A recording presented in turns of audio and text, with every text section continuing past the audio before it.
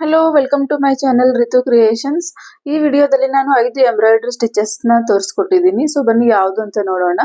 First one Oval ring ಅಂತ, next ರೇ stitch ಅಂತ ಬರುತ್ತೆ, ಈ ತರ ಕಾಣುತ್ತೆ. ಸೊ ಅದಾದ್ಮೇಲೆ ನೆಕ್ಸ್ಟ್ ನಮ್ಗೆ ಡಬಲ್ ಚೈನ್ ಸ್ಟಿಚ್ ಈ ತರ ಕಾಣುತ್ತೆ.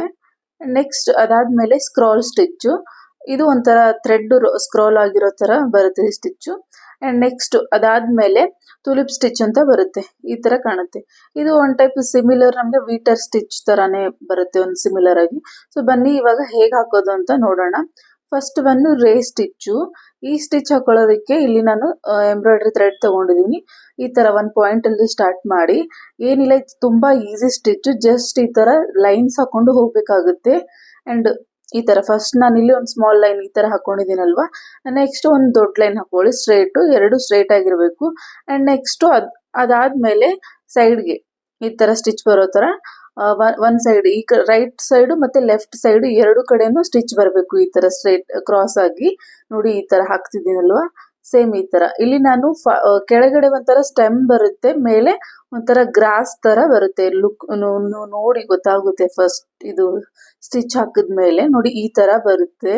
ಸಿಂಪಲ್, ಇದು ಒಂಥರ ಗ್ರಾಸ್ ತರಾನೇ. ಇದು ಜಸ್ಟ್ ನಾವು ಒಂದು ಎಂಬ್ರಾಯ್ಡ್ರಿ ಹೂಪ್ ಕ್ರಿಯೇಟ್ ಮಾಡಿದಾಗ ಸೈಡ್ ಗ್ರಾಸ್ ಗಳನ್ನ ಮಾಡ್ಕೋತೀವಿ, ಡೆಕೋರೇಟಿವ್ ಆಗಿ ಮಾಡ್ಕೋತೀವಿ. ಈ ತರ ನೀವು ಕಲರ್ ಥ್ರೆಡ್ ಯೂಸ್ ಮಾಡಿ ಫ್ಲವರ್ ತರನಾದ್ರೂ ಇದನ್ನ ಕನ್ವರ್ಟ್ ಮಾಡ್ಕೋಬಹುದು, ಇಲ್ಲಾಂದ್ರೆ ಗ್ರಾಸ್ ತರನಾದ್ರೂ ಕನ್ವರ್ಟ್ ಮಾಡ್ಕೋಬಹುದು. ಸೊ ತುಂಬಾ ಡೆಕೋರೇಟಿವ್ ಆಗಿ ಕಾಣುತ್ತೆ. ಎಂಬ್ರಾಯ್ಡ್ರಿ ಹೂಪ್ಸ್ ಕ್ರಿಯೇಟ್ ಮಾಡಿದಾಗ ಸೈಡ್ ಅಲ್ಲಿ ಡೆಕೋರೇಟಿವ್ ಆಗಿ ಯೂಸ್ ಮಾಡ್ತೀವಿ. ಇಲ್ಲ ಡ್ರೆಸ್ ಮೇಲೆ ಅಲ್ಲಿ ಬುಟ್ಟ ತರಾನು ಇದನ್ನ ನಾವು ವರ್ಕ್ ಮಾಡ್ತೀವಿ. ಈ ತರ ಜಸ್ಟ್ ನಾನಿಲ್ಲಿ ಮೇಲೆ ಕೆಳಗಡೆ ಒಂದು ಸ್ಟೆಮ್ ತರ ಹಾಕೊಂಡಿದೀನಿ, ಮೇಲೆ 5 ಲೈನ್ಸ್ ಹಾಕಿದೀನಿ ಅಲ್ವಾ. ಅಲ್ಲಿ 5 ಹಾಕ್ಬೇಕು ಅಂತ ಏನ್ ರೂಲ್ಸ್ ಇಲ್ಲ, ನೀವು 3 ಹಾಕೋಬಹುದು, 7 ನಿಮ್ಗೆ ಎಷ್ಟು ಬೇಕಾಗುತ್ತೋ ಅಷ್ಟು ಹಾಕೋಬಹುದು. ಈ ತರ ಕಾಣುತ್ತೆ. Next double chain stitch. ಈ ಸ್ಟಿಚ್ ಹಾಕೋದಕ್ಕೆ ನಾನು ಇಲ್ಲಿ 2 ಲೈನ್ ನ ಡ್ರಾ ಮಾಡಿದೀನಿ. ಮೇಲಿನ ಲೈನ್ ಅಲ್ಲಿ ಸೂಜಿನ ಮೇಲೆ ತಗೊಂಡು ಈ ತರ ಕೆಳಗಿನ ಲೈನ್ ಇಂದ ಮೇಲಿನ ಲೈನ್ ಗೆ ಕ್ರಾಸ್ ಆಗಿ ನೀಡಲ್ ನ ಹಾಕೋಬೇಕು. ನೀಡಲ್ ನ ಹಾಕೊಂಡು ಆ ನೀಡಲ್ ಕೆಳಗಡೆಯಿಂದ ಥ್ರೆಡ್ ಹಾಕೊಂಡು ಈ ತರ ದಾರನ ಎಳಿಬೇಕು. ನೋಡಿ ಈ ತರ. ನೀವು ಹೂಪ್ ನ ಈ ತರ ರೊಟೇಟ್ ಮಾಡಿ ಇಟ್ಕೊಳ್ಳಿ. ಈ ಸೈಡ್ ಐತಲ್ವಾ, ನೆಕ್ಸ್ಟ್ ನೋಡಿ ಆ ಪಾಯಿಂಟ್ ಗೆನೆ ಸೂಜಿ ಹಾಕೊಂಡು ಈ ತರ ತಗೊಂಡು ಅಂಡ್ ನೆಕ್ಸ್ಟ್ ಅದು ಸೂಜಿ ಕೆಳಗಡೆ ಥ್ರೆಡ್ ಹಾಕಿ ಮತ್ತೆ ಈ ತರ ದಾರ ಎಳಿಬೇಕು. ನೋಡಿ ಈ ತರ ಒಂದ್ಸಲ ಮೇಲೆ, ಇನ್ನೊಂದ್ಸಲ ಕೆಳಗಡೆ, ಈ ತರ ನೋಡಿ. ಈ ತರ ಸೂಜಿ ಕೆಳಗಡೆ ದಾರ ಹಾಕೊಂಡು ಎಳಿಬೇಕು. ಈ ತರ ಆಟೋಮೆಟಿಕ್ ಆಗಿ ಅಲ್ಲಿ ಸ್ಟಿಚ್ ಫಾರ್ಮ್ ಆಗ್ತಾ ಹೋಗುತ್ತೆ. ಈ ತರ ಒಂದ್ಸಲ ಮೇಲೆ, ಇನ್ನೊಂದ್ಸಲ ಕೆಳಗಡೆ, ಈ ತರ ನೋಡಿ. ಸೂಜಿ ಕೆಳಗಡೆ ದಾರ ಹಾಕ್ಬಿಟ್ಟು ಈ ತರ ಎಳೆಯೋದು. ಇದನ್ನ ಡಬಲ್ ಚೈನ್ ಸ್ಟಿಚ್ ಅಂತೀವಿ. ಇದನ್ನ ನಾವು ಬಾರ್ಡರ್ ಸ್ಟಿಚ್ ಆಗು ಯೂಸ್ ಮಾಡ್ಕೋತೀವಿ. ಡ್ರೆಸ್ ಗಳಲ್ಲಿ, ಇಲ್ಲಾಂದ್ರೆ ಬ್ಲೌಸ್ ಗೆ ಬಾರ್ಡರ್ ಆಗಿ ಯೂಸ್ ಮಾಡ್ಕೋಬಹುದು. ಕುರ್ತಾಗೆ ಬಾರ್ಡರ್ ಆಗಿ ಕೂಡ ವರ್ಕ್ ಮಾಡ್ಕೋಬಹುದು, ಅಥವಾ ಸ್ಲೀವ್ಸ್ ಎಂಡ್ ಅಲ್ಲೂ ಕೂಡ ವರ್ಕ್ ಮಾಡಬಹುದು. ಸೇಮ್ ಇದೇ ತರ ಫುಲ್ ಲೈನ್ಸ್ ಕಂಪ್ಲೀಟ್ ಆಗೋವರೆಗೂ ಸ್ಟಿಚ್ ನ ಕಂಟಿನ್ಯೂ ಮಾಡ್ತಾ ಹೋಗ್ಬೇಕು.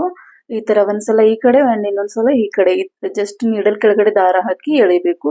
ತುಂಬಾ ಈಸಿ ಸ್ಟಿಚ್, ಸ್ವಲ್ಪ ಕೇರ್ಫುಲ್ ಆಗಿ ಹಾಕ್ಬೇಕು ಅಷ್ಟೇ. ಸೊ ಈ ತರ ಎಂಡ್ ಮಾಡ್ಬೇಕು. ಈ ತರ ಕಾಣುತ್ತೆ, ತುಂಬಾ ಈಸಿ ಸ್ಟಿಚ್. ನೆಕ್ಸ್ಟ್ ಸ್ಟಿಚ್ ನೋಡೋಣ ಇವಾಗ. ನೆಕ್ಸ್ಟ್ ಸ್ಟಿಚ್ ನೇಮ್ ಬಂದು ಸ್ಕ್ರಾಲ್ ಸ್ಟಿಚ್ ಅಂತ. ಇಲ್ಲಿ ಒಂದು ಲೈನ್ ನ ನಾನು ಡ್ರಾ ಮಾಡಿದೀನಿ. ಸೇಮ್ ನೀವು ಅದೇ ತರ ಡ್ರಾ ಮಾಡ್ಕೊಳ್ಳಿ. ಇಲ್ಲಿ ನಾನು ಥ್ರೆಡ್ ನ 2 ಎಂಡ್ ನ ಸೇರಿಸ್ಬಿಟ್ಟು ನಾಟ್ ಹಾಕ್ತಿದ್ದೀನಿ. ಬಿಕಾಸ್ ಈ ಸ್ಟಿಚ್ ಹಾಕೋದಿಕ್ಕೆ ನಮ್ಗೆ ಥ್ರೆಡ್ ಒಂಚೂರು ದಪ್ಪ ಇದ್ರೆ ಚೆನ್ನಾಗಿ ಬರುತ್ತೆ ಅಂತ. ಈ ತರ ಈ ಸ್ಟಾರ್ಟಿಂಗ್ ಪಾಯಿಂಟ್ ಅಲ್ಲಿ ನಾವು ದಾರನ ಈ ತರ ಮೇಲೆ ತಗೊಂಡು ನೋಡಿ, ನಾನು ಎಲ್ಲಿ ಈ ಸೂಜಿನ ಹಾಕ್ತಿದ್ದೀನಿ ಒಂದ್ಸಲ ಅಬ್ಸರ್ವ್ ಮಾಡಿ. ಈ ತರ ಸ್ವಲ್ಪ ಡಿಸ್ಟೆನ್ಸ್ ಇಂದ ಆ ಲೈನ್ ಮೇಲೆನೆ ಅವೆರಡು ಪಾಯಿಂಟಕ್ಕೂ ಮಧ್ಯ ಬರೋ ತರ ಈ ತರ ನೀಡಲ್ ನ ಹಾಕೊಂಡ್ಬಿಟ್ಟು, ಇವಾಗ ಥ್ರೆಡ್ ನ ಯಾವ ತರ ತಗೋತಿದ್ದೀನಿ ಅಂತ ನೀವು ಒಂದ್ಸಲ ಅಬ್ಸರ್ವ್ ಮಾಡಿ. ಸೂಜಿ ಹಿಂದಿನ ಭಾಗದಿಂದ ಮುಂದಿನ ಭಾಗ ಏನಿದೆ ಅಲ್ವಾ, ಅದ್ರ ಕೆಳಗಡೆಯಿಂದ ನಾನು ಈ ತರ ದಾರನ ತಗೊಂಡು ಈ ತರ ಎಳಿತಾ ಇದ್ದೀನಿ ನೋಡಿ. ಅಂಡ್ ಇನ್ನೊಂದ್ಸಲ ನೋಡಿ, ಆ ಲೈನ್ ಏನಿದೆ ಅಲ್ವಾ, ಸೊ ಇವಾಗ ಆ ಲೈನ್ ಇಂದ ಈ ತರ ಕ್ರಾಸ್ ಆಗಿ ಸೂಜಿನ ಹಿಡ್ಕೊಂಡ್ಬಿಟ್ಟು ಈ ದಾರನ ಸೂಜಿ ಹಿಂದಿನ ಭಾಗದಿಂದ ಮುಂದಿನ ಭಾಗದ ಏನಿದೆ ಅಲ್ವಾ, ಅದ್ರ ಕೆಳಗಡೆಯಿಂದ ಈ ತರ ಒಂದು ರೌಂಡ್ ಬರೋ ತರ ನಾವು ದಾರನ ಹಾಕೋಬೇಕಾಗುತ್ತೆ. ನೋಡಿ ಈ ತರ ಸೂಜಿ ಹಾಕೊಂಡ್ಬಿಟ್ಟು ಅದ್ರ ಹಿಂದಿನ ಭಾಗದಿಂದ ಈ ತರ ದಾರ ತಗೊಂಡು ಆವಾಗ ದಾರನ ಎಳಿಬೇಕಾಗುತ್ತೆ. ಈ ತರ ಜಾಸ್ತಿ ಎಳಿಯಕ್ ಹೋಗ್ಬೇಡಿ. ಜಾಸ್ತಿ ಎಳಿಯಕ್ ಹೋದ್ರೆ ಅದು ನಾಟ್ ಕರೆಕ್ಟ್ ಆಗಿ ಕೂತ್ಕೊಳ್ಳೋದಿಲ್ಲ, ಒಂಥರ ಮುದುರ್ಕೊಂಡಂಗ ಆಗುತ್ತೆ. ಈ ತರ ಅಬ್ಸರ್ವ್ ಮಾಡಿ ನೋಡಿ. ಈ ತರ ಸೂಜಿ ಹಾಕೊಂಡು ಅದ್ರ ಹಿಂದಿನ ಭಾಗದಿಂದ ನಾವು ದಾರನ ಹಾಕ್ಬೇಕಾಗುತ್ತೆ. ಬರೀ ಮುಂದಿನ ಭಾಗದ ಕೆಳಗಡೆ ಅಷ್ಟೇ ಅಲ್ಲ, ಹಿಂದಿನ ಭಾಗದ ಕೆಳಗಡೆಯಿಂದ ಫುಲ್ಲು ಈ ಕಡೆ ಸೂಜಿ ಮುಂದ್ಗಡೆ ಏನಿದೆ ಅಲ್ವಾ, ಅದ್ರ ಕೆಳಗೂ ಬರೋ ತರ ಈ ತರ ದಾರ ಹಾಕಿ ದಾರ ಎಳಿಬೇಕಾಗುತ್ತೆ ದಾರನ. ಈ ಥರ ಒಂದ್ಸಲ ನೋಡಿ ನೀವು ಗೊತ್ತಾಗುತ್ತೆ. ಸೊ ಈ ಸ್ಟಿಚ್ನ ಕೂಡ ನಾವು ಬ್ಲೌಸ್ ವರ್ಕ್ಗಳು ಮಾಡ್ಕೋಬಹುದು ಅಥವಾ ಡ್ರೆಸ್ಗೆ ಬಾರ್ಡರ್ ಆಗಿ ವರ್ಕ್ ಮಾಡ್ಕೋಬಹುದು. ಸ್ಲೀವ್ಸಲ್ಲಿ ಅಥವಾ ನೆಕ್ಕಲ್ಲಿ ಈ ಥರ ವರ್ಕ್ ಮಾಡ್ಕೋಬಹುದು. ಇವಾಗ ಎಂಡ್ ಮಾಡ್ತಿದ್ದೀನಿ. ಈ ಥರ ಕಾಣುತ್ತೆ, ಒಂಥರ ಥ್ರೆಡ್ಡು ಈ ಥರ ಸ್ಕ್ರಾಲ್ ಆಗಿರೋ ಥರ ಕಾಣುತ್ತೆ. ನೆಕ್ಸ್ಟ್ ತುಲಿಪ್ ಸ್ಟಿಚ್ ಅಂತ, ಇಲ್ಲಿ ಕೂಡ ನಾನು ಒಂದು ಲೈನ್ನ ಡ್ರಾ ಮಾಡ್ಕೊಂಡಿದ್ದೀನಿ.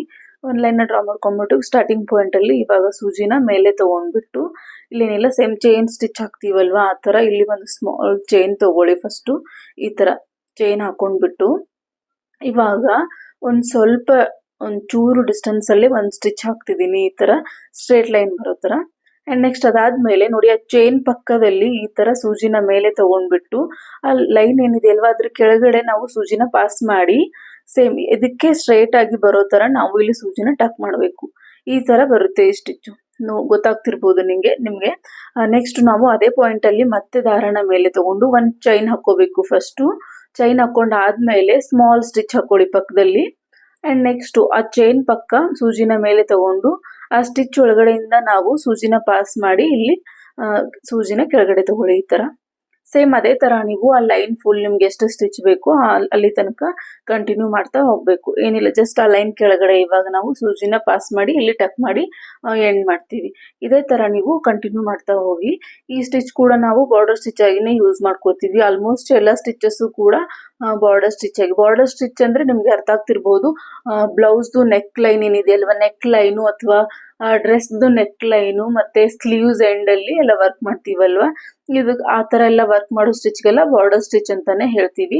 ಸೇಮ್ ಇದೇ ಥರ ಸ್ಟಿಚ್ ಹಾಕ್ಕೊಂಡು ಇಲ್ಲಿ ನಾನು ಲಾಸ್ಟ್ ಸ್ಟಿಚ್ ನೋಡಿ ಈ ಥರ ಚೈನ್ ಹಾಕ್ಕೊಂಡು ಅಲ್ಲಿ ಸ್ಮಾಲ್ ಸ್ಟಿಚ್ ಹಾಕೋತೀವಿ. ನೆಕ್ಸ್ಟ್ ಇವಾಗ ಚೈನ್ ಪಕ್ಕದಲ್ಲಿ ಸೂಜಿ ತಗೊಂಡು ಆ ಲೈನ್ ಕೆಳಗಡೆ ಪಾಸ್ ಮಾಡಿ ಈ ಥರ ಸ್ಟಿಚ್ ಹಾಕ್ತೀವಿ.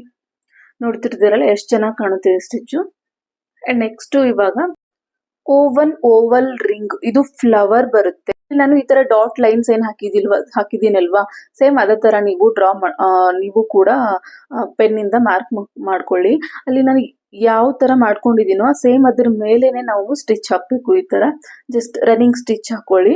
ಈ ತರ ಜಸ್ಟ್ ಲೈನ್ ಬರಬೇಕು. ಈ ತರ ನಾನು ಹಾಕ್ತಿದ್ದೀನಲ್ವಾ ಗ್ರೀನ್ ಥ್ರೆಡ್, ಆ ತರ ಲೈನ್ ಹಾಕೊಳ್ಳಿ. ಫಸ್ಟ್ ಲೈನ್ ಹಾಕೊಂಡಾದ್ಮೇಲೆ ನಾವು ಇನ್ನೊಂದು ಬೇರೆ ಕಲರ್ ಥ್ರೆಡ್ ಇಂದ ಸ್ಟಿಚ್ ಹಾಕಬೇಕು. ಇದು ಫ್ಲವರ್ ಬರುತ್ತೆ, ಇದು ತುಂಬಾ ಚೆನ್ನಾಗಿ ಕಾಣುತ್ತೆ.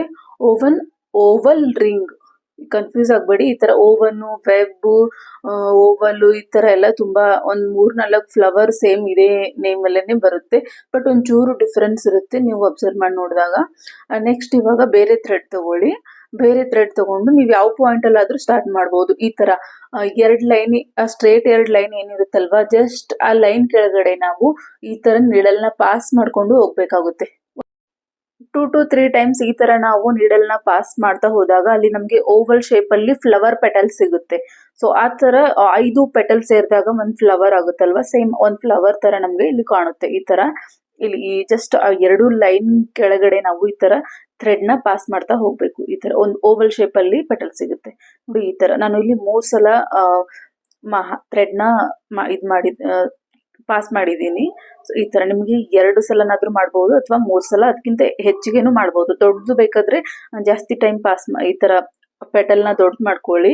ಚಿಕ್ಕದು ಬೇಕಂದ್ರೆ 1-2 ಸಲ ಈ ತರ 2 ಲೈನ್ ಕೆಳಗಡೆ ನಾವು ನೀಡಲ್ನ ಪಾಸ್ ಮಾಡಿದ್ರೆ ಸಾಕಾಗುತ್ತೆ. ಇಲ್ಲಿ ನಾನು ನೋಡಿ ನೆಕ್ಸ್ಟ್ ಮಾಡ್ತಿದ್ದೀನಿ. ಇದು ಸೆಕೆಂಡ್ ಟೈಮು.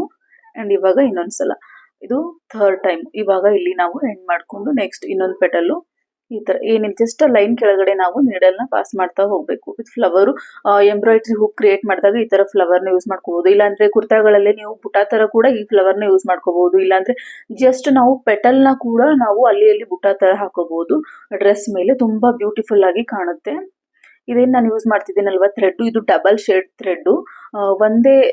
ಒಂದೇ ಥ್ರೆಡ್ ಅಲ್ಲಿ 2 ಶೇಡೆಡ್ ಕಲರ್ ಬರುತ್ತೆ. ಇದರಲ್ಲೂ ಕೂಡ ವೆರೈಟಿ ಆಗಿ ಕಲರ್ಸ್ ಸಿಗುತ್ತೆ. ಈ ತರ ನೋಡಿ, ಒನ್ಸ್ ಫ್ಲವರ್ ಕಂಪ್ಲೀಟ್ ಆದ್ಮೇಲೆ ನಾವು ಮಿಡಲ್ ಪಾರ್ಟ್ ಏನಿದೆ ಅಲ್ವಾ ಅಲ್ಲಿ ಫ್ರೆಂಚ್ ನಾಟ್ ಹಾಕೋಬಹುದು, ಇಲ್ಲ ನೀವು ಯಾವ್ದಾದ್ರು ಪರ್ಲು ಆ ತರ ಹಾಕೋಬಹುದು. ಇಲ್ಲಿ ನಾನು ಫ್ರೆಂಚ್ ನಾಟ್ ಹಾಕಿ ತೋರಿಸ್ತೀನಿ. ಈ ತರ ಕಾಣುತ್ತೆ. 3 ಫ್ರೆಂಚ್ ನಾಟ್ ನ ಹಾಕಿದ್ದೀನಿ. ತುಂಬಾ ಬ್ಯೂಟಿಫುಲ್ ಆಗಿ ಕಾಣುತ್ತೆ ಫ್ಲವರ್ ನೋಡಿ, ಈ ತರ ಕಾಣ್ತಾ ಇದೆ. ಸೊ ಇಷ್ಟು ಇವತ್ತಿಂದು ವಿಡಿಯೋ. ನಮ್ಮ ವಿಡಿಯೋ ಇಷ್ಟ ಆದ್ರೆ ದಯವಿಟ್ಟು ನಮ್ಮ ಚಾನಲ್ನ ಸಬ್ಸ್ಕ್ರೈಬ್ ಮಾಡ್ಕೊಳ್ಳಿ. ನಿಮ್ಗೆ ಏನೇ ಡೌಟ್ ಇದ್ರೂ ಕಮೆಂಟ್ನಲ್ಲಿ ಕೇಳಿ. ಈ ವಿಡಿಯೋ ನೋಡಿದ್ದಕ್ಕಾಗಿ ಥ್ಯಾಂಕ್ ಯು.